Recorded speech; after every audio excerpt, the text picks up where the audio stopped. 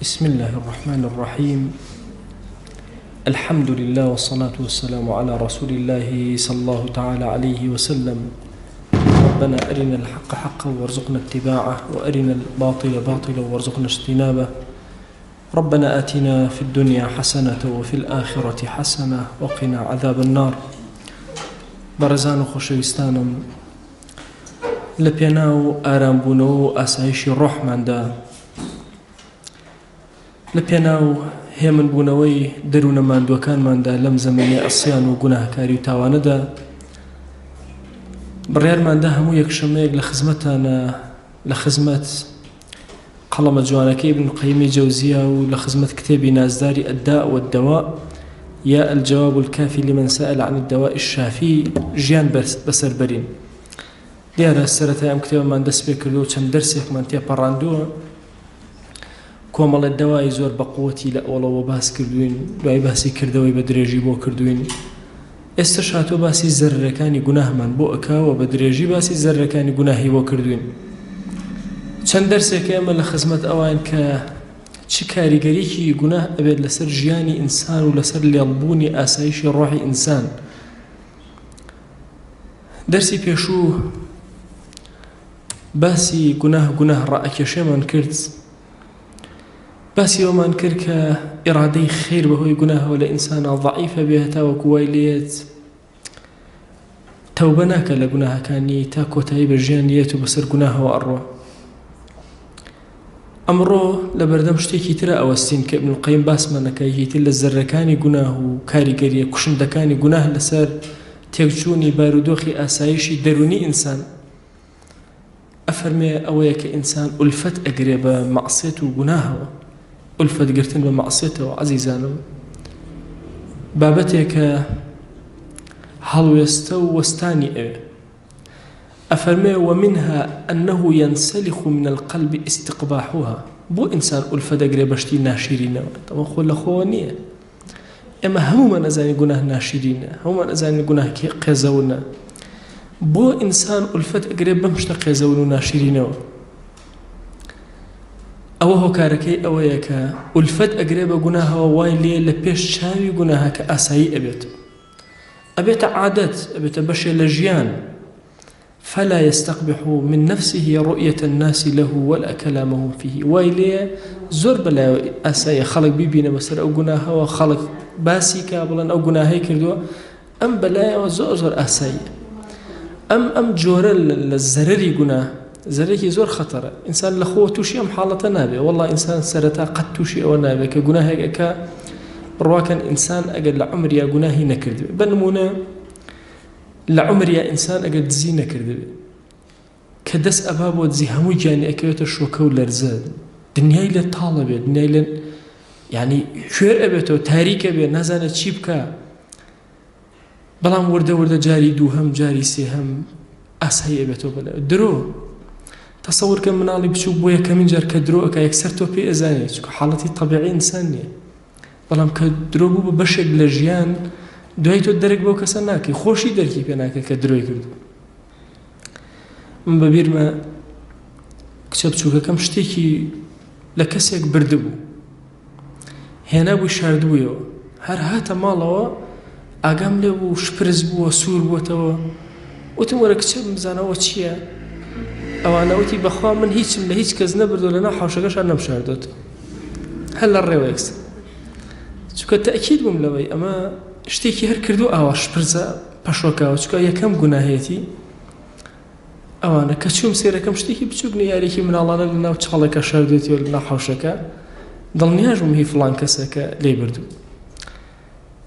دوایی بۆ کەفارەتی ئەمە بڕیارماندا دیارێکی زۆر گەورەی جوان بکڕینە بیدەن بەم کچەی کە ئەمەی لێ بردو. پێکەوە شتێکمان بۆ کڕی بۆمان برد، بۆی ئەم شتە لە ناخیا دروست نەبێت کە بتوانێت دەست بەرێ بۆ شتی خەڵک. ئینسان سبحان الله یەکەم جاری گوناهی ماسە سەعیدی نورسی ئەفەرمێ لە شوێنەکە، ئەفەرمێ احتیمال هەیە ئینسان گوناهێ بکات و بڕشێتەوە، ئەوەندە بەلایەوە قێزەون بێ گوناهێک. جاری تر باسم کردووە لە خزمەتانە ئەو ئافرەتە لوبنانیانەی هەندێک مقابلاتم خوێندووە لەسەر ئافرەتە ناپاک داوێنەکان کە مقابلاتیان لە هەندێک گۆڤارە لەگەڵ ئەکرێ ئافرەتە لوبنانەکان باسی پیاوی کورد دەکەن ئەڵێن ئێمە سەرمان سوڕ ئەمێنێ لەوەی پیاوی کورد لە دوای ئەوەی تووشی زینا بێ ئەگریە بۆچی ئەگری طبعا ئەوان سەریان سوڕەمە ئایا ئەمە بەشێکە لە کولتوری ئەمان ئەبێ دوای ئەوەی کاری سەرجیان کرد لە بڕێ بگرێن طبعا هۆکارەکەی چییە چکە ئولفەت لەناو گوناها دروست نەبووە سەرەتای گوناها زۆر کات حیاتی ئەوانە بخێندێتەوە کەسێک کە تووشی زینا بووە لە کەسێکە لە کەسەکەی تری داوە چکە پێوا بۆ ئەوە سەبەبێتی ئەو ئافرەتە سەبەبی ئەو بووە ئەم توش بووە ئەمە هۆکارەکەی چیە هەمووی ئەگەڕێتەوە بۆ ئەو خاڵە جەوهەریەی کە ئولفەتی بە گوناهەوە نەگرتو هەتا وەکو ئینسان هەز بە پەشیمانی کە هەز بە شەرمەزاری کە هێشتا لە خەیرە کە هیچ گوێ نەدایە لە مەسەلەی گوناها و زۆر ئاسایی بوو سادە بوو بەلایەوە زۆر بە تەبیعی ئەو کاتە ئەکەوێتە خەتەرێکی زۆر گەورەوە کە ئەویش بریتێ لە خەتەری ئولفەت بە گوناها و هەست نەکردن بە ناشرینی گوناه بەبیرمە هەموو جارێ دۆستێکم ئەبینی جلێکی زۆر شپرز و ناشرین لە بەریا بوو لە فەقێتی ئەوە نەبوو دوای کە و بە مەلا جلەکانی شپرز ئێمە لە زانکۆیە دەرسمان ئەوتەوە ئەوە ئەم بینی زۆرم پێ ناخۆش ئەو جارە و کاکە بۆ خاتری خوا ئیبا بە کێ سەیری منەکە ئەمە کوڕە چۆر کێ سەیری ئەو بەریەکێکم لەو هەرێکە سەیر دەکەن بۆ چونکە ئولفەتی وردە وردە پێوە گرتبوو بەو شپرزی ئاتە ناو زانکۆ ئوستازێکی گەورەی زانکۆش و عالمێکی زۆر گەورەش یعنی تەسەوور کە هەندێک شتەیە بێتە ئولفەت لە حیاتی ئینسان وەرە لە ماڵەوە هەر لە کاروباری ژیانی خۆتە تەمەڵ بە شپرزە خانەکەت دەقمەدەوە بە شپرزی فڕێ بدە وردە وردە ئەمە بێتە کەلتور لە لای تۆ کارێکی لێ ئیتر تۆ هەست بەوە ناکەی جلەکانە هەست بە ناشرینی ئەمە ناکەی ئەو جلاناوە چۆ بەسەریەکە واللهی گوناهیش ئەو هەیە ینی ئینسان ئەگەر هات بە تەرتیب ئاگای لە خۆی نەبوو ئاگای لەوە نەبوو کە ئەم گوناهانە چەند ناشرین لەمە کە ئێشی گوناه لە لای تۆ نەما تۆ کەوتوتە ناو یەکێک لە زەڕەکانی گوناهەوە کە بریتێ لەوەی کە ئولفەتە بە مەعسیەتەوە گرتو ئەفەرمێ ئەسڵ ئەو کەسانەیە گەنە ئاستێکی بەرز لە فیسق و فجور و خراپەکاریە چێژ وەرەگرن لەوەی کە خەڵک باسییان کە بە خراپ یعنی ئینسان لەو قۆناغەشە ناوەسێ ئولفەتەگرێ بەخوا لە قۆناغێکی ترە وای لێ چێژ وەرەگرێت لەوەی کە خەڵک بە خراپە باسیەکە چۆن باسیەکە تەواوی چێژ وەرگتن لە گوناهەکەی ئەلەوایە لە قۆناغێکی ترە وای لێ فەخرەکە شانازی ئەکە بەوەی کە ئەو گوناهەی کردو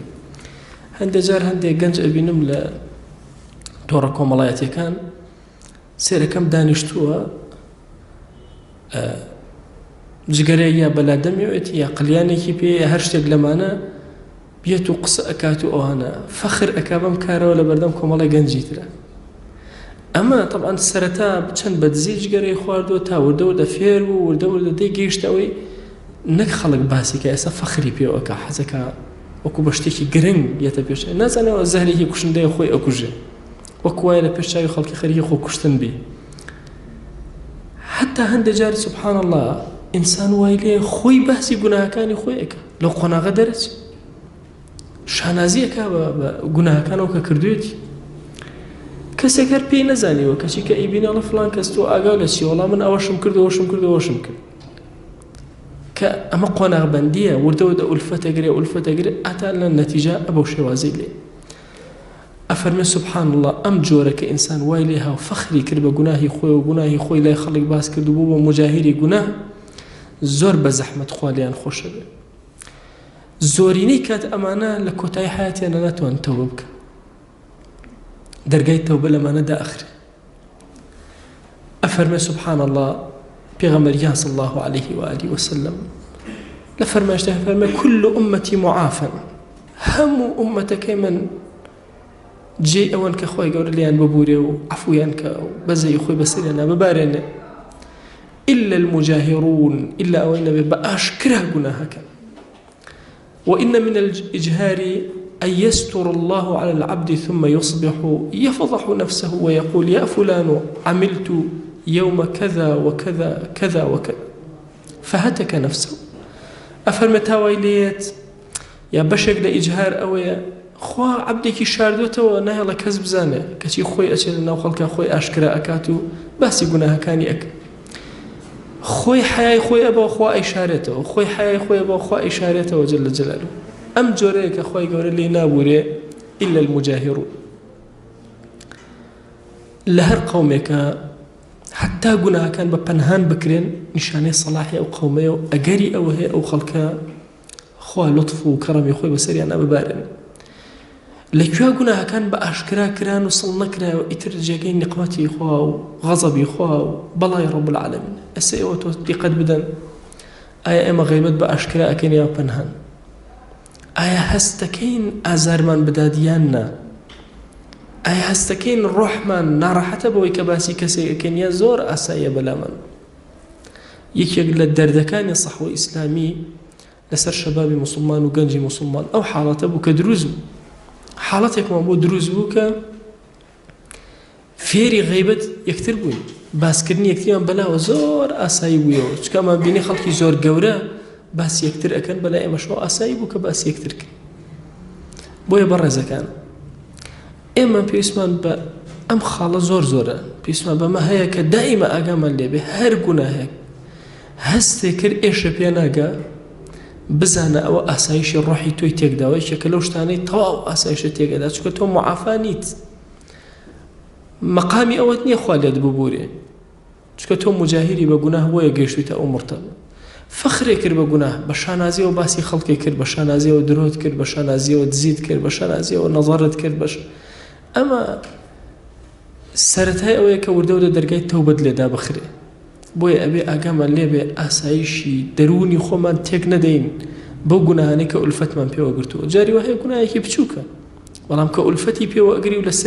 لەسەری ئەڕۆی بەلاتەوە ئاساییە بێتەوە هەندە جاریش فەخری پێوەکە بەبیرمە گەنجێک جارە کاتب و تەوبەی ئەکرد ئەی ماوەسا من زۆر دەوڵەمەند کەچی تەنها بۆ ئەوەی ڕەفیقەکانم لەناو ئەوانە شانازیکەم کەسێکە بۆ ئەچم دزیم لێک مریشەکانی مەهێنا لەگەڵ ڕەفیقەکانمە ئەما خوارد ئەوی ئێستامێت تەوبەکەم بچم بەم کابرایە بڵم کاکە من مریشەکانم بردوویت ئەو ڕۆژە چووم پێم وتۆ باشە تۆ قەت مریشکی لێ نەدزراوەتێتی لە عەمرما کەسنەوە بتوانە مریشکم لێ بدزێ ئەوی ئێستا نازانم چی پێ بڵێم من ئەوە مریشکم جێ خۆشم نازانم ژمارەکەی چەندە ئەو نازانم چی بکەم لەم ڕێگایە من چی بکەم بڵێم وەڵی من دزیم لێکرد هەر بڕوام پێ ناکە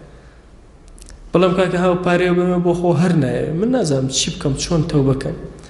مەبەستەکەم ئەوی دەوڵەمەند بووم وەزعم باش بوو هیچ کێشەم نەبوو بەڵام ئەچوم مریشکم ئەهێنا کابرا ئەگای لە خۆی نەبوو لێم ئەدزی لەگەڵ ڕەفیقەکان ئەمان خوارد اینجا ئەوی ماوەسا جرمی ڕەفیقەکانم چییە گوناهی ئەوان چی بکەن یعنی من خەتای من بوو ئەوان هەر نەیانزانی بەس ئەوان دەبوو ئەمویست لەلای ئەوانە ئەوی جاروبار ئەشموت ئەموو کوورەوە هی فڵان کەسە دزیومە ئەو ئەوان بڕۆیان نەئەکرد یەقینیان هەبوو کە من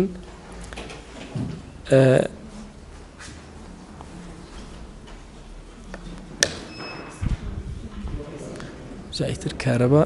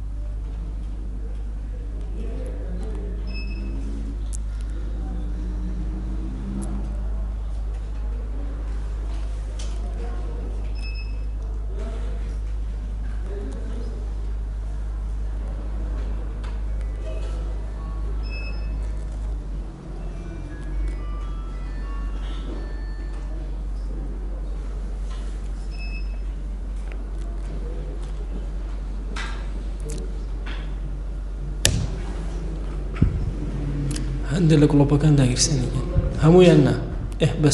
بەسەگەن هەمووی دامەگیرسێن ئەوەی ئەولا دامەگیرسێن ناو کۆڵس ئاهی بنا بقینک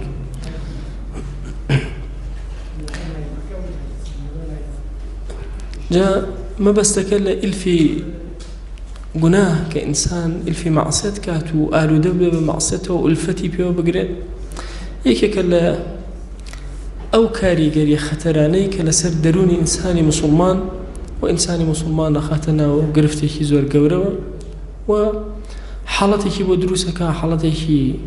شپرزی حاڵەتێکی پەشێوی کە لە ڕاستیە لەوە ئەچێ خوا پەنامان بە بەر ئەوانە بکەوێت کە خوای گەورە لیان خۆش نابێ یا خوا سەتریانەکە و خوان فەتحەکە یەکێکتر لە زەرەکانی گوناه کە ئیبن القەییم بۆمان باسەکە ڕزا و ڕەحمەتی خوای لێبێ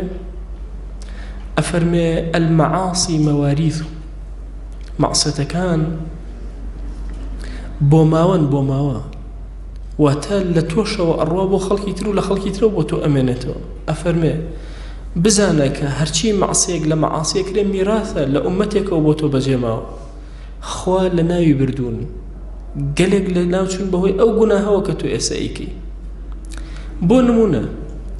قەومی لووط نێربازی تێیان نەبوو ئەللووطیە میراثە لێوە قەومی لووطیا چوون بەرباران کران ئینسان کە حەقێک بە زۆر وەرگرێ و باڵەن تەرازوو بازی بکە ئەوە قەومی شوعەیب بوون فەوتێنران ئەگەر کەسێ فەساد لەسەر زەویە بڵاو کاتەوە و ملهوڕی بکە ئەوە قەومی فیرعون لە پێشەوە بوون کە فەسادیان بڵاو ئەکردەوە لەوانەوە بۆی ماوەتەوە ئەگەر کەسێ خۆی بە گەورە بزانێ و تەکەببوور کە بەسەر زەویە ئەوە قەومی هود لەوانەوە بۆی ماوەتەوە هەموو خۆمانش فەوتاون ئەفەرمێ ئەو کەسەی کە گوناه ئەکات جلی یەکێک لەم گەلانە لەبەرەکە یا جلی قەومی لوط لەبەرەکە یا جلی قەومی فرعون یا شوعەیب یا هود یا عاد ڕیوایەت کراوە لە عەبدوڵڵای کوڕی ئەحمەدەوە کوڕی ئیمامی ئەحمەد ڕەزا و ڕەحمەتی خوای لێبێ لە کتاب الزوهدە کە لە مالیکی کوڕی دینارەوە گێڕاوێتیەوە واتە عەبدوڵڵای کوڕی ئەحمەد لە باوکیەوە ئەویش لە مالیکی کوڕی دینارەوە أوحى الله إلى نبي من أنبياء بني إسرائيل أن قل لقومك خواهي قول وحينا بو يكيق لأنبياء وبيغمبران بني إسرائيل فرموي بقلكت بلي لا يدخلوا مداخل أعدائي بانتن بشوين دجمنكاني منا جيغو مسكنو شوين دجمنكاني من نقرن ولا يلبسوا ملابس أعدائي باجلو بوشاكي دجمنكاني من لبرنكان ولا يركب مراكب أعدائي بسواري أوشتان النبن كدجمنكاني من سواري بون ولا يطعم مطاعم أعدائي بانتن خواردني دجمنكاني من بخون لسر زويا فيكون أعدائي كما هم أعدائي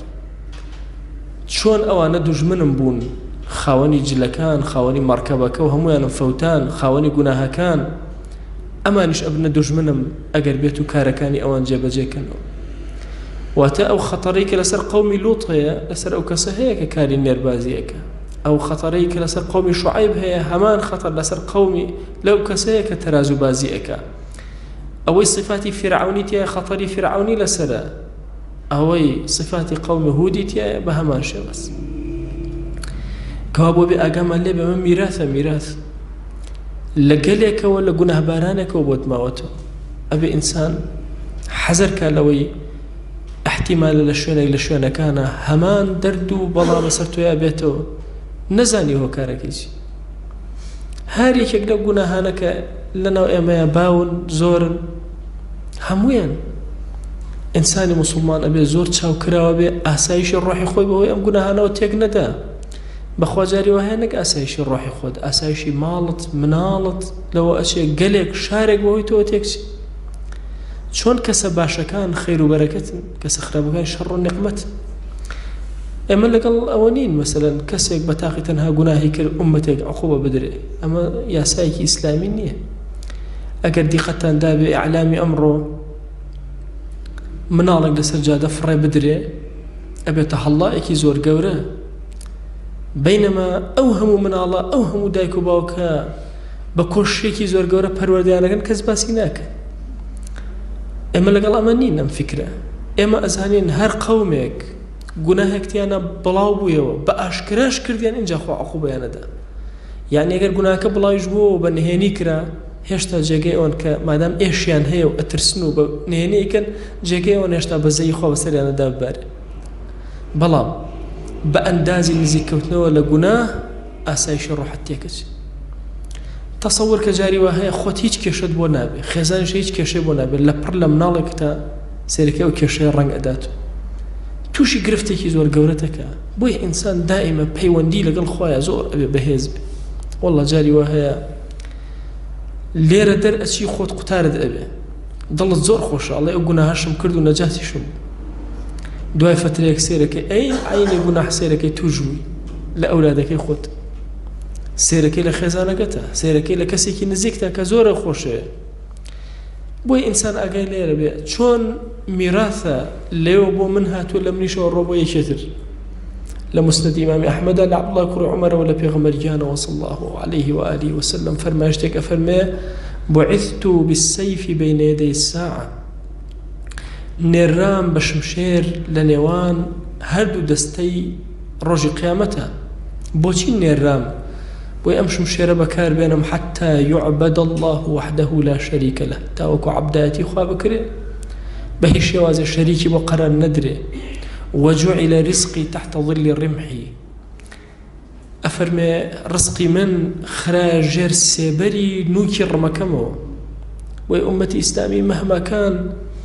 پارەی زۆر بێ، سەرۆت و سامانی زۆر بێ، ئەوانە هەمووی لێ ئەسن. ئێستا تۆ سیرکەن دەوڵەمەندترین شوێن لەسەر زەویای کوێ؟ ئەم ئومەتی ئیسلامی. هەموو عالەم شەڕ لەسەر ئێرەکە. ئەگەر هەر دیقەتیشتان دابێ، یعنی ئەوروپا شوێن کێ کەوتو؟ شوێن پێغەمبەرێکی شامی کەوتو باشە عليه الصلاة والسلام. یعنی یەهود شوێن کێ کەوتو؟ شوێن پێغەمبەرێکی شامی کەوتو باشە کە خەڵکی شام و مەنتیقەی شام. یعنی هەموو دنیا رووسیا شوێن کێ ئەکرد ئیلا سبحان اللهەوە ئەو بوقعەیە. ئادەی پترۆلی دنیا لەکوێیە؟ هەر لەوێ. ئێستا دیراساتی تازە هەیە کەشتی زۆر گرنگتر و پێشکەوتوتر ئەدۆزرێتەوە هەر ئێرە سەرچاوەکەیەتی. ئەو بوقعەکەمە بەرەکەتێکی زۆر گەورەیە، وەکو بڵێ قیبلگە و یعنی شوێنی ڕووگەی هەموو دنیای وایەتە پێشچاو. دەی لەگەڵ ئەوا سێرەکەی ئێمە زەلیلین، خاوەنی ڕزقەکەی خۆمان نین ئەیبەن. بۆ چونکە ڕەمەحمان نییە. ئەم فەرمایشتەی پێغەمبەری خوا صلی الله عليه وآله وسلم زۆر گەورەیە. ئومەتی ئیسلامی نینۆکی نەبێ، ڕەمحی نەبێ، کۆتا بووە. زۆر کات باسیەوە کرێ وەڵا نابێ ئیسلام دینێکی تەسامحە و نابێ مەسەلەن هێزی عسکەری هەبێ و نابێ. ئەو قسانە زۆر غەڵەتە لە ڕووی مەفاهیمی ئیسلامیە، چونکە ئیسلام حەضارەتە. ئیسلام ئەوە نیە تەنها دینێک بە بینی خۆت و خوا، بەشێک لە ئیسلام لە کاتی خۆیە و کاتی دروستبوونی خۆیە بریتە لەوەی کە ئەبێ نینۆکی هەبێ. ئەو ئەمریکا مەسەلەن لەو پەڕی دنیا بەچی ئەم پەڕی دنیا داگیرەکە؟ بە هێز و قووەتی، نە عەقڵە نە سەلیقەیە، نە تەنها هێز و قووەتەکە حکومەکە لە عالەمە. ئیسلامیش وەکو حەضارەتێک نابێ خاوەنی ینی خاوەنی هێز و توانە نەبێ. لەکوێ خاوەنی هێز و توانە بووی هەموو کەس حیسابە بۆ ئەکە خاوەن نەوت پێشەی لەکرێ. کوردستانی ئێمە بۆچی مەسەلەن ئەوە کاول کرا؟ خۆ خەڵکی شەڕکەری ئازامان هەیە، بەس خاوەنی هێزێکی تۆکمەی خۆی نین. هیچ هەر یەکەمان ڕووی کردە شوێنێ، هەر یەکەمان کەسێ دوو قسەی بۆ بکە ئەی خەڵەتێنێ ئەم پیاوی ئەم وڵاتە و پیاوی ئەو وڵاتە کە هیچمان بەدەستەوە نەماوە. بۆیە ئومەتی ئیسلامی بەشێک لە کار و باری بریتێ لە جیهادکردن لە پێناوی خۆیە. وەکەیش ڕزقی ئەم ئومەتە ئەکەوێتەوە سەر سکەی خۆی کاتە جیهادێکی صحیح بۆ ئەم ئومەتە دروست. ئەگەرنا قەت ڕزقی ئەم ئومەتە لە شوێنی خۆیان نابێت، چونکە فەرموویەتی وجعل رزقي تحت ظل رمحي. یعنی ژێر ڕمەکەم، سێبەری ڕمەکەم ڕزقی من لەوێ. هەندێک فەرموویانە فەرموویان باسی غەنیمەتەکە، بڕواکەن غەنیمەت پشکێکی بچووکە لە مەسەلە کەی خۆت یعنی دەوڵەتی ئیسلامی خاوەنی ئیشی خۆی بوو، کاری خۆی بوو. ئەو کاتانێک کە خاوەنی شتی خۆی بوو ئەوروپا نوچی دائەدا بۆی ئەم شتی بدات. تەسەوورکەن جاریوە بوو پاپا حیساری خستە سەر شوێنێک کێ فریایە کەوت ئومەتی ئیسلامی، چونکە چۆن ئێستا ناعەدالەتی لە هەموو دنیاە بڵاو بۆتەوە کە ئیسلام حکم کە عەدالەت ئەوە بڵاو بێتەوە. ئێمە قبول ناکەین کافرێکی زوڵم لە کافرێکی تر بکە. ئەگەر خی گەورە ئەو ڕۆژەی هێنایەوە پێشەوە ئومەتی ئیسلامیاتەوە سەر قاچەکەی خۆی نەک بەو مەفهومە بچووکەی بزوتنەوەیکی ئیسلامی بچووک بێ مەسەلەن نە عامی ئومەتی ئیسلامی بە هەموو تەوەجوهاتەکانەوە هەر هەمووی هاتەوە سەر سکەی خۆی عەدالەتی خوا بەرپاکە ئەو کاتە دڵنیا بن لەسەر تاسەری زەویە نایڵن لە شوێنەکە زوڵمت لە یەک کەس بکرێت دلیل بۆ ئەمە زۆر گەورەیە ینی بە درێژایی مێژووی ئیسلامی یەک کەس نەیتوانێت زوڵم لە کەسێکی ترکە با لەو پەڕی دنیاژوو بێ دەوڵەتی ویسبێتی دەوڵەتی تر کاولکە خە تۆ معقولە مەسەلەن ئێستا دیڕاستەیەکی تازە بەس ژن و مناڵ 12,000 ژن و مناڵ لە ناو سووریا و عێراق کوژراوە بەس ژن و مناڵ بەچی ئەمە نەک بە تەقینەوە ئەوانە بەس بە گولەی ئەمریکی تەسەورەکەن يعني خو أما لولاتي خوتا والله خلق زور لإسراحتها ومن لكاولكاريا أما أو برنا عدالتي بويا أمتي إسلامي كي هاتا وسرس كي خوي هل صايا وأم أمته حضارتك كي برز بويا وحضارت بيسيبا هيزو قوتها بويا فرمويتي بعثت بالسيف باش مشرة وأنا كراهم أم أمته الرجل لو هريته وسرس كي خوي وتصورنا كيني مبلين والله تازە کافر گەیشتە ئەو ڕوتبە و ئەو پلە ئەبێ ئێمەش ئیشکەین چۆن ئەو مەسەلەن ئیشی کردووە بۆتە خاوەنی چەکی خۆی ئەبێ من بمە خاوەنی چەکی خۆم جا هەندێک بزوتنەوەی ئیسلامی لە ئاستی عالەمە بزوتنەوە جیهادیەکان چەک لەم وڵاتەگرە وەرەگرن شەڕ لەگەڵ ئەو وڵاتەکەن ئەو قەت جیهادی پێ ناگرێت بۆ چونکە ئومەتی ئیسلامی ئەبێ چەکی خۆی دروستیکە پێغەمبەری خوا صلی الله عليه و آله وسلم یەکێک لە کارە گرنگەکانی لەناو مەدینە کۆگایەکی دروست کردو بۆ دروستکردنی چەک ئەبێ ئومەتە خۆی شتی خۆی دروستکە ئەبێ بیر کاتەوە ئەو هاتووە نەوەی دروست کردووە ئەکرێ پێچەوانەی نەوەیش دروست کرێ چۆن ئەو کاولی ئەکات تۆ ئەبێ شتێ دروستکە ئاوەدانی کەیتەوە چۆن بە لەحزەیە ئەو کاولی ئەکات تۆ ئەبێ دروستکە بە لەحزەیە ئاوەدانی کەیتەوە ئەمە ئیشی ئەوێ ئێمە ئێستا زامار کراوین و لێمان ئەدرێ بە هەموو شێوازێ بۆی هەڵنەسینەوە بەڵام کە هەستاینەوە ئەم ئومەتە والله ئەبێ ئەم عەدالەتەی خوا لەسەر تاسەری زەویە بڵاو بێتەوە إن جاء فرمي بيغمري صلى الله عليه وآله وسلم وجعل أمام مقصدي زياتر من أمي وجعل الذلة والصغار على من خالف أمري زليلي وبتشوكي هش كس بيتواني أمري من بجولته بيغمري صلى الله عليه وآله وسلم فرمي زليلي بتشوكي أجر مخالفة أمري بيغمري صلى الله عليه وآله وسلم بكيت لسننا لا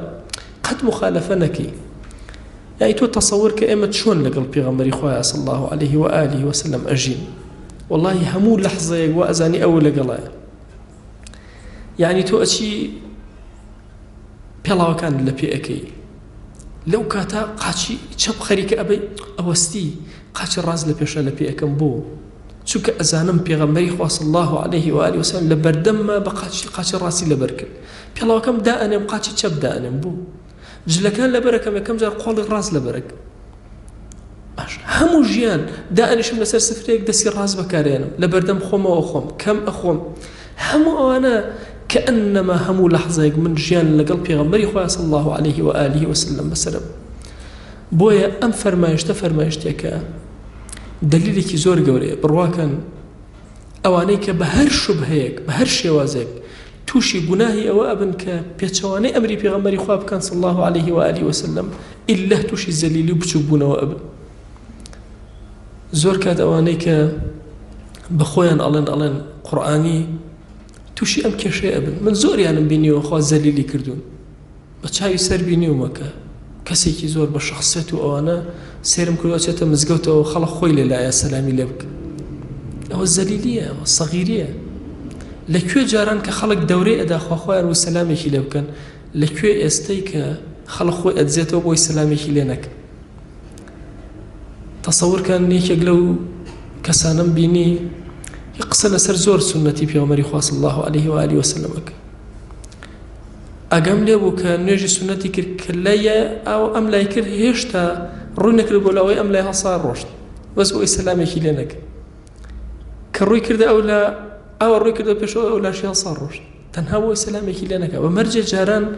لنا مزجوتا بيني توقع جنج بدوريو أما الذل والصغارة أما وتي بيغمري خويا صلى الله عليه وآله وسلم بخويا بزانا يا نزانا وجعل الذلة والصغار على من خالف أمري والله ئێمەش ئەگەر مخالفەی ئەمری پێغەمبەری خوا بکەین صلی الله عليه وآله وسلم زەلیل ئەبین بچووک ئەبین ئاسایشی ڕۆح و دنیامان تێکەچێ ئەوەرە تۆ تەسەوەر کە هەر بە پێچەوانەی پێغەمبەری خوا صلی الله عليه وآله وسلم مادام ئەو توێتی بەڕاست خۆ تۆ بچۆ هەر بە چەپ بخۆ ئینکاری بکە لەگەڵیان مخالفەی کە بزان چۆن زەلیل ئەبی وەرە نا پێچەوانەی ئەو بکە ئیلا ئەو فەرموویەتی ئەبەو شێوازە خۆت بشۆ تۆ بەو شێوازە خۆت مەشۆ بۆیە زۆر کات ئینسان کە تووشی وەسوەسە ئەبێ ئەم خاڵی لە پێش چاو ئەو کەسانی تووشی وەسوەسە ئەبن خۆ سەرەتای وەسوەسە لە دینداریکی بەقوتەوە دەست پێکە بەڵام کەسەکەیەت ئەو پێغەمبەرە عەظیمە عەلەیه الصەلاة وەسسەلام فەرموویەتی 3 جار زیاتر قۆڵە نەشۆی دەستە نەشۆی دەموچاوە نەشۆی ئەگەر 3 جار زیاتر شۆر دە مخالفەی منێ کردووە با لەسەر دەریاوی ئەچێ 20 جارەی شو ئیلا زەلیلە بێ و سەغیرە بێ و بچووکە بێت بۆیە ئەو کەسانی کە تووشی وەسوەسە ئەبن ئەبێت لەو خاڵە زۆر بترسن ئاسایشیان تێکەچێ والله تووشی ئەو حاڵەتە ئەبن فرێ خۆیان نەکەون بۆیە ئینسانی موسڵمان ئەبێت لە مەسەلەی وەساویسە مخالفەی ئەمری پێغەمبەری خوا صلی الله عليه وسلم لە پێش چاوی بێ بۆیە ئیمامی شەوکانی فەرمێوانەی کە وەسوەسەیان هەیە بڕێکی زۆریان یا سەر لە شێتیەوە دەرەکەن یا سەر لە بێدینیەوە دەرەکەن بۆ فەرمێ سەر لە بێدینیەوە دەرەکەن چونکە مخالفەی ئەمری پێغەمبەری خوا ئەکەی صلی الله عليه وآله وسلم جارێکیان دایکمان عائشە ڕەزا و ڕەحمەتی خوای لێ بێ ئیمام ابن عباس عفوا فەرمووی پێغەمبەری خوا صلی الله عليه وآله وسلم بەئەمەنە ئاو بەئەمەنە مشتێک دەستنوێژی گرت نەفەرێک لێەوە هەڵیایە وتی چۆن بەوەنە ئاو دەستنوێژ ئەگیرێ فەرمووی کەسێ دەستنوێژی پێکرد لە من و تۆش باشتر بەوەنە ئاو لە ڕوایەتێکە دایکمان عایشە ڕەزا و ڕەحمەتی خوای لێ بێ ئەڵێ خۆی ئەشۆرد بە ساعێک بە 3 ئەمەنە ئاو ئەخە چۆن خۆی ئەشۆرد بەوەنە فەرمووی کانە یەدەهین بهی چۆن یەکی ڕۆن بەکارێنێ خۆی چەورەکار ئەوەندە خۆی تەڕە کردوتەوە دەی سیر کە ئەگەر ئەم فەرمایشتەی پێغەمبەری خوا صلی الله عليه وسلم لە مەیدانی عەمەلا ئێمە ببینین بزان کەس تووشی ئەوە بێ وەسواسی ئەبێ هەر ئەوەندە بەحاڵ لاشەی تەڕ کردووە یعنی ئەوەی بۆچی کردووە پێغەمبەری خوا صلی الله عليه وآله وسلم وی ئومەتەکەی بزانە قەدری ئەو بزانە وی مخالفەی نەکە اینجا ئەفەرمێ ومن تشبه بقوم فهو منهم هەر کەس لە گەلێک بچێ ئەوە لەو گەلێ لە جلوبەرگ و پۆشاکە لە قسە و هەڵس و کەوتە لە گوناها لە گەلێ چووی لەو گەلەی واتە ئەوانەی کە نێربازی ئەکەن لەگەڵ کیا حەشرەکەن لە قیامەتە لە قەومی لووتە تەرازوبازی ئەکەن لە قەومی شوعەیبە فەساد لەسەر زەویە بڵاوەکەنەوە لەگەڵ فیرعەونە بۆیە تەکەبور ئەکەن لوتیان بەرزە خراپەکاری ملهوڕێەکەن لەسەر زەویە لەگەڵ قەومی هودە ئەبێ ئەمە ئەومان ئاگا لێ بێ من تەشەبەه بقوم فهو منهم والله ئینسان هەندێک جار بەهۆی گوناهەکانەوە ئەچێتە ناو دائیرەی گەلێکی ترەوە غەیری گەلەکەی پێغەمبەری خوا صلی الله عليه وآله وسلم دەی وەرە لە ڕۆژی قیامەتە بیرکەرەوە هەموو خەڵک خواخوایەتی بە ئومەتی محەممەد المصطفى عليه الصلاة والسلام حساب کرێ هەموو خەڵک چاوەڕی لطفێکی ئەوە تۆ دەیانجار لە نوێژەکەت هاوتوتە السلام عليك أيها النبي ورحمة الله وبركاته سڵاو لێ کردووە دەنگە ئەناسێتەوە چەند جار وتوتە وسلم لە سەڵاواتەکانتە ئەو وەڵامی داویتەتەوە ئاشنایە بە دەنگی تۆ کەچی وەرە لە ڕۆژی قیامەتە حیجابێ لە بینی تۆ ئەوە دروست بێت تۆ لە قەومێکی تر حساب کرێ بەهۆی گوناهەوە مەگەر ئەمە بەدبەختی نییە مەگەر ئەمە تێکچوونی ئاسایشی ڕۆحی ئینسان نییە چۆن ئینسان بتوانێت ئاسوودە بێت کە لە گەلێک بە غێری گەلەکەی پێغەمبەری خوا صلی الله عليه وآله وسلم ابن القیم ئەمەمان پێ بڵێ ئەی باشە خۆشەویستەکانی پێغەمبەری خوا صلی الله عليه وآله وسلم ئەبێت چۆن خۆیان دوور خەنەوە لە قەومەکانی تر و گەلەکانی تر نەبادا لێیان عاجز بێ نەبادا دڵی پڕ میهرەبانی کە ڕەحمەتن للعالەمینە لەم عەبدە عاجز بێ و وەڵامی نەداتەوە ئەی چەند کەس هەیە کاتێک کە ئەوێ لێی نزیک بێتەوە سوحقەن دوورەخرێتەوە ئەوێ بەدەستی مبارەکی ئەو تەمەنای ئەوەی هەیە کە لە ئاوی کەوسەر بەشدار بێ بەڵام سێرەکە پشتی تێ ئەکرێ و پێ نادرێ بەڕاستی ئینسان نابێت بە بچووک سێری گوناهەکانی کە چۆن ئولفەت بە گوناهەوەی کە لە زەڕەکان ئەبێ بزانین گوناه مەواریثە، میراتە، میراتی هەر کەسە وەرگرت ئەچیتە ناو دائیرەی ئەو قەومەوە بێ ئاگەر لێبێ. بۆیە پێویست ئەکە ئەم دوو خاڵە بە هەند وەرگرین و بزانین چۆن بە وریایی تەعاملی لەگەڵا ئەکەین، نەبادا بچینە ناو دائیرەی گەلێکی ترەوە بەبێ ئیرادە و بەبێ مەبەستی خۆمان. بەڕێزەکانم، ئەم دەرسە کە لە خزمەتانە باسی ئەەکەم بڕواکەن ئەمە نییە کە من باسی کەم خۆم کەسێکی زۆر ساڵح و خواناس و بمەوێ ئێوە بەرزکەمەوە. بەخوا ئەم دەرسم بۆیە دانا بۆی ئاسایش بۆ ڕۆحی خۆشم دروست بێ. ئەم کەلیماتانە ئیبن القەیم بۆیە هەڵبژار بۆ ئەی لە بەردەم ئەم پیاوە ساڵحە هەمومان ڕۆحی خۆمان دانێن و ئەم نەشتەرگەریکە بۆمان. ئێمە پێویستمان بەوەیە کە هەر هەمومان پێکەوە بگەڕێنەوە تەفتیشی حاڵی خۆمان کەین، بزانین لەکوێ شەیطان ئێمەی خەڵەتانەوە، کوێ ئاسایشی ماڵەکەی منی تێکداوە، کوێ ئاسایشی ڕۆحی منی تێکداوە، بۆچی لە فڵان شتا من بەرەکەتم نییە، بۆ دەسم گۆ ناگرێ بتوانم خزمەتێ بکەم، بۆ قاچم گۆ ناگرێ بەرەو خزمەتێ بڕۆم، بۆ دڵم ناشنێ بۆ نوێژی بەیانی و جەماعەت، بۆ دڵم ناشنێ بۆ شەو نوێژ، بۆ دڵم ناشنێ کاتێک کە دوعا ئەەکەم. ئەبێ بەڕاستی بە خۆمان نەبچینەوە. ئێمە لاشەیەکی زۆر بەهێزمان هەیە، ئەوە دڵمان لاوازە. کاممان هەیە ئەگەر بێت و فلیمێکی زۆر حەز لێ بێ 3 سەعات نەتوانێت دانیشە سەری فلیم بکە. هەندێ حەڵقەی تورکی سێرم کرد لە مەقالەیەکی جەزیرە، ئەڵێ 3 سەعات و نیو یەک حەڵقە، 3 سەعات و نیو، باشە کێ تاقەتی هەیە سەیریکە؟ ئەی ئەو جەستە چۆن ئاوە ئەوەستێ 3 سەعات و نیو سەیری ئەمەکە؟ 2 سەعات، سەعات و نیو، 3 سەعات و نیو. ئەی بۆ هەر ئەم جەستەیە ناتوانێت 20 دقە لە نوێژەکە بوەستێ؟ خۆ هەمان جەستەیە، بەڵام دڵ لەوێ هەیە، لێرە دڵ نییە. ئێمە دڵمان نەخۆشە. پێویستمان بەوەیە بۆ سازبوونەوەی دڵمان، بۆ ئاسایشی ڕۆحمان هەنگاوێ بنین، هێزە بینە بەر خۆمان، لعل رب العالمین دەرگاکانی خێر بەسەرمان ئاکاتەوە، دڵمان ئاسایشە بێ، ڕۆحمان ئاسایشە بێ، ماڵمان، وڵاتمان، نیشتیمانمان، شارمان، گۆڕەکانمان لە ئایندا ئاسایش و ئارامی تیا بێ. خوای گیان داوا لێ ئەکەین بە ناوی جوانت، بە صیفەتی بەرزت، بە ئیسمی عەظەمت، یا حەی یا قەیوم، یا حەی یا قەیوم، یا حەی یا قەیوم.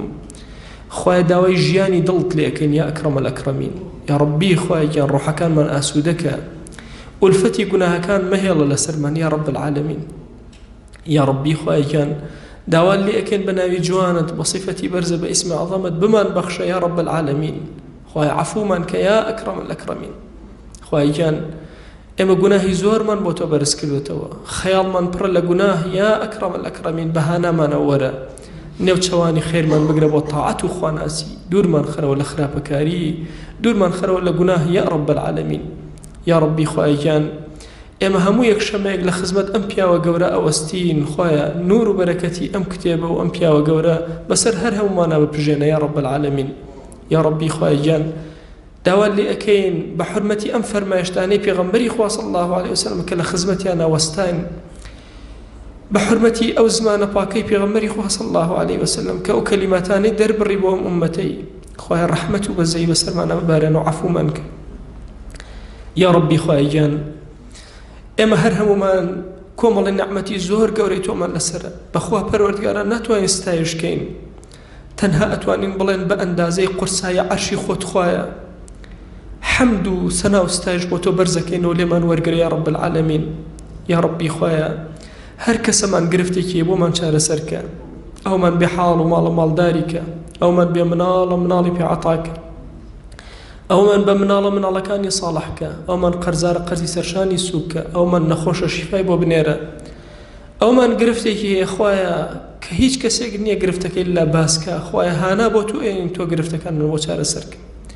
یا ڕەبی خوای گیان مەحەبەتی ڕەسوڵ الله صلی الله عليه وآله وسلم لە دڵمانە زیاترکە، فقه و علممان بۆ ئەم دینە زیاترکە. خوای گیان چۆن لەم دنیا سەترێ کردوین، گوناهەکانە شاردوینەتەوە، لە قیامەتە عەفومان کە و بەزەی بەسەرمانە ببارێنە و لێمان خۆش بە. یا ڕەبی خوای گیان بەخوا زۆر گوناه هەیە ئالوودە بووین پێوەی، دەرەقەتی نەفسی خۆمان ناین، نازانین چی بکەین وا هانامان بۆ تۆ هێنا ئەی ئیلاهی یا ربی خۆیە بەزەی خۆت بەسەرمانە ببارێنە لە گوناهەکان ڕزگارمان کە گیرۆدەی دەستی گوناهەکانمان مەکە یا ئەکرەم الئەکرەمین یا ربی خۆیە گیان ئەم دوعانەی بەرزی ئەەکەینەوە ئامینی ئەم موسڵمانانەی کە سیرمان ئەکەن گوێمان لێ ئەگرن پەروەردگارە بە حورمەتی ئامینەکانیان دوعاکانمان قبول کە یا رب العالمین یا ربی خۆیە داوات لێ ئەەکەین بە ناوی جوانت بە صیفەتی بەرزە بە ئیسمی عەظەمت خۆیان ئاسایش بۆ ڕۆحمان بگەڕەوە دڵمان ئارام کەرەوە یا ربی خۆیان خۆشەویستی دینەکەت لە دڵمانە شیرینتر کە ئەم ئومەتە بخەرەوە سەر قاچەکانی خۆی یا ئەکرەم الئەکرەمین فتنەی یەهود و نەسەڕا و مەجووسمان لێ دوور خەرەوە یا رب العالمین یا ربی خۆیان داوات لێ ئەەکەین بە ناوی جوانت بە صیفەتی بەرزە بە ئیسمی عەظەمت کەسانی ساڵح و خواناز بکەرە خاوەنی ئەم وڵات و نیشتیمانەی ئێمە یا رب العالمین یا ربی خۆیان داوات لێ ئەەکەین بە ناوی جوانت بە صیفەتی بەرزە بە ئیسمی عەظەمت قبوڵمان کە لای خۆت خۆیە قبوڵمان کە لای خۆت یا ربی خۆیان ئەو کاتانەی کە ڕۆحمان ئەکێشن پەروەردگارە ڕەحمەت و بەزەی خۆت بەسەرمانە ببارێنە پەروەردگارە لەو کاتەی کەوا بەبێ دەسەڵاتی خۆمان جلی جوانمان لە بەرادا ئەڕن و بە کفنێکی سپێمان پێچن خۆیە ڕەحمەت و بەزەی بەسەرمانە ببارێنە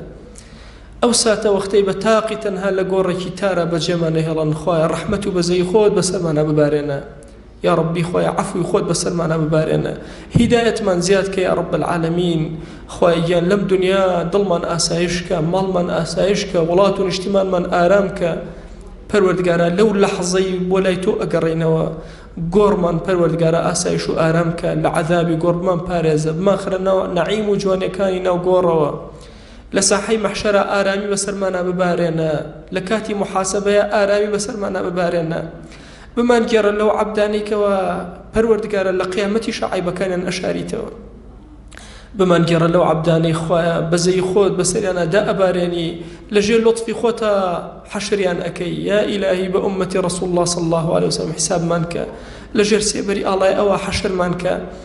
مەمان گێڕە لەو کەسانەی پەروەردگارە ڕەسوڵ الله صلی الله عليه وسلم لیان تووڕە ئەبێ یا ربی خۆیان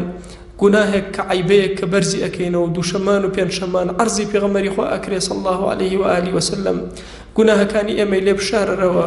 پەروەردگارە داوات لێ ئەەکەین بە گەورەی خۆت گوناهەکانمان بیر مەلائیکە ببەرەوە بیر شاهیدەکان ببەرەوە تو گەورەی خۆت نهێنی گوناهەکانمان تەنها لە بینی خۆمان و خۆتا بێ یا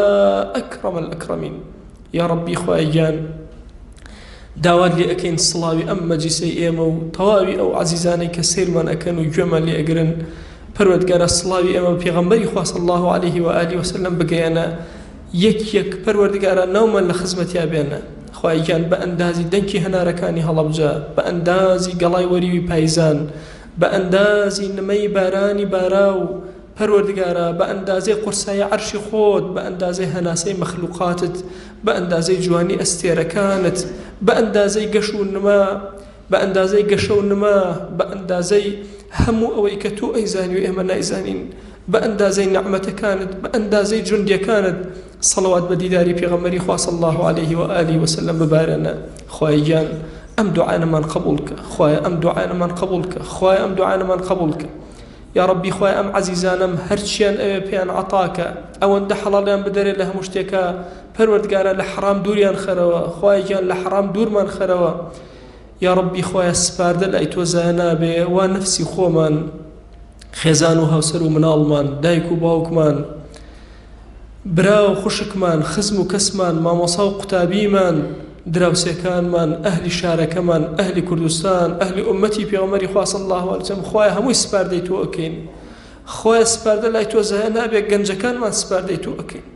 یا ربی خۆیان شیاطین و ئینس و جن کۆبوونەتەوە لەسەر گەنجەکانی ئێمە پەروەردگارە و هەر هەموومان سپاردەی تۆ کردیا ئەکرەم الئەکرەمین یا ربی خۆیان هەموویان سپاردەی تۆ ئەکەین تۆ بیان پارێزە تۆ بە گەورەی خۆت بیان پارێزە خۆیە بە گەورەی خۆت بیان پارێزە یا ئەکرەم الئەکرەمین یا ربی خۆیە عەفو و ڕەحمەتی خۆت بەسەرمانە ببارێنە ئەم دوعانەی بۆ تۆمان بەرز کردەوە لێمان قبوڵ کە خۆیە ئەم دوعانەمان قبوڵ کە خۆیە ئەم دوعانەمان قبوڵ کە خۆیە ئەم دوعانەمان قبوڵ کە آمين آمين والحمد لله رب العالمين وصلى الله على سيدنا محمد وعلى آله وصحبه وسلم تسليما كثيرا أبدا إلى يوم الدين خواهي قول لقناه من الشيء وجبوري وسر برز من يا رب